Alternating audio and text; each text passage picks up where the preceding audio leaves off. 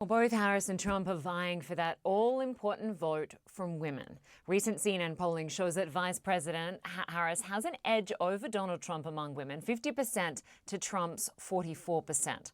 Well, Harris is seizing on comments Trump made at a rally this week about women. Take a listen. I want to protect the people. I want to protect the women of our country. I want to protect the women. Sir, please don't say that. Why? They said, sir, I just think it's inappropriate for you to say, pay these guys a lot of money. Can you believe it? I said, well, I'm going to do it whether the women like it or not. I'm going to protect them. Well, singer and actress Jennifer Lopez, who were just speaking about, campaigned with Harris at the rally in Las Vegas, Nevada last night, and she spoke directly to women in the audience. Take a listen. I believe in the power of women. Ladies, where are my ladies at? Let me hear you. Guys, I believe that women have the power to make the difference in this election. Well, joining me now is Julie Roginsky, a Democratic strategist and co-founder of the nonprofit Lift Our Voices, which advocates for American workers' rights. Good to have you with us. Thanks so much for having me.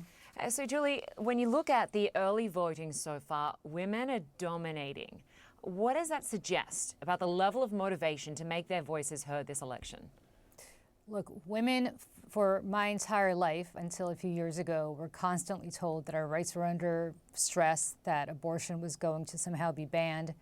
And for a long time, because it was so many generations of women who had heard that, women kind of, appreciated it but didn't quite understand what that meant. And then 2 years ago, yes, indeed, the United States became a country that effectively has banned abortion for at least 1/3 of the women living in it. And potentially, if Trump gets elected, that can be expanded nationwide, regardless of what he says now, to win this election.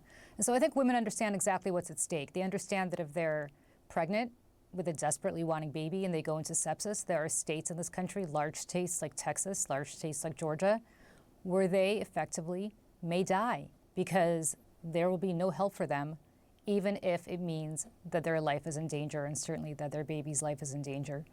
That's not pro-life. And that's something that I think women in the United States certainly did not think was going to be happening, that they were going to have fewer rights than their mothers did, and that their daughters will have fewer rights than many of us did.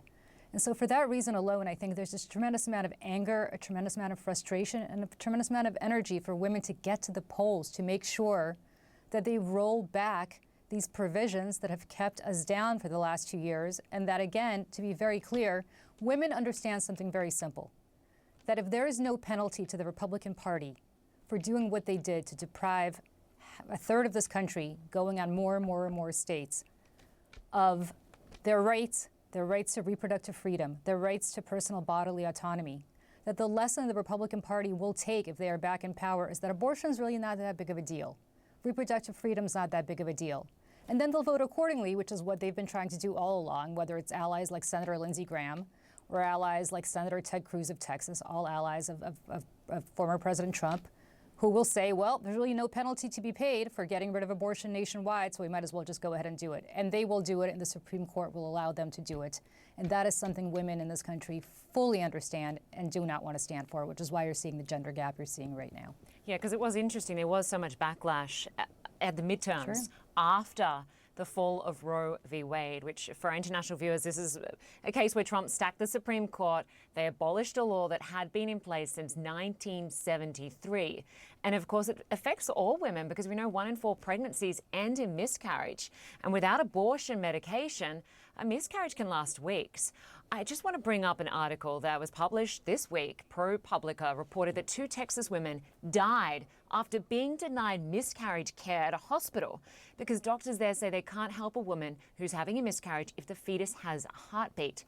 One of those women was Jocelyn Barnaker. She had hoped to give her daughter a sibling, but she had a miscarriage. She then had to endure 40 hours of trauma until her body finished miscarrying. And of course, during that time, her uterus was exposed to bacteria and she died 3 days later of an infection. And her daughter now has no mother.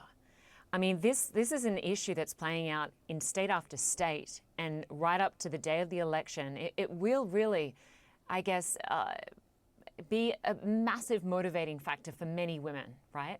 I mean, understand what this means for your international viewers. We are the country, the United States, where people travel from all over the world because of our healthcare system. Literally, you've got kings and heads of state that would leave their own countries and travel here because of the healthcare system that we have. And yet we are a country that is allowing our women to die, where doctors are standing by, where they could easily help these women, but they're so deathly afraid of being prosecuted for helping these women because of some of the laws that have passed in places like Texas, in places like Georgia, in places like Florida, and so on. That as a result of that, doctors whose oath it is to first do no harm, but second, to help, to the best of their ability to help these women, they can't help them. How frustrating must that be for people who are trained in medicine, who are trained to save lives, to say that we can't do it, not because we don't want to, not because we don't know how to, but because the government, some men in some faraway state capital and in some faraway Supreme Court of the United States in Washington, D.C. have decided that we can't practice medicine to save the lives of our patients. I mean, if that doesn't infuriate you, if you're an American woman or if you're a woman or a man who cares about women anywhere in the world, I don't know what does.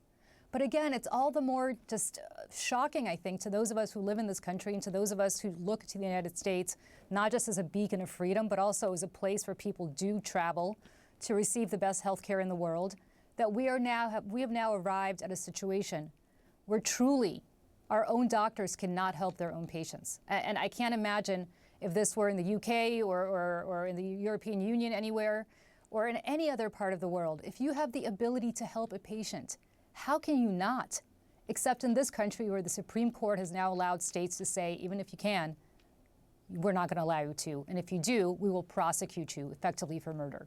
Just quickly, I am wondering whether Donald Trump still has major support from white women. This is the country's largest voting bloc, because for the last two elections, even when he was facing Hillary Clinton, he had the majority of that vote. Is there any indication at this point in time that that's changing? It is changing. It looks like women are about split 50-50. But I will say this. We've had a lot of Democratic presidents since 1964. 1964 was the last time that Democrats won with the majority of the white vote in the United States. I don't think most people realize that. So it's very important for women to come out to vote. It's certainly very important for white women to come out and vote for Kamala Harris, in my view.